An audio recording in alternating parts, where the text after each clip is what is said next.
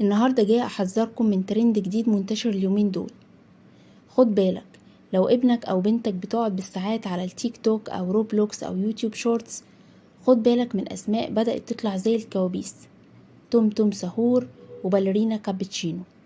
دول مش شخصيات كرتونية، دول غزو رقمي جديد شغال في دماغ ولادكم، تدمير عقلي بنكهة إيطالي.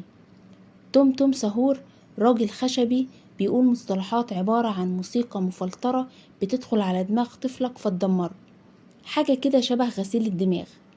أما بقى راقصة الباليه باليرينا كابتشينو اللي براس فنجان القهوة بتتحرك بحركات سريالية وسط موسيقى بتوصل رسالة عكس اللي احنا شايفينها.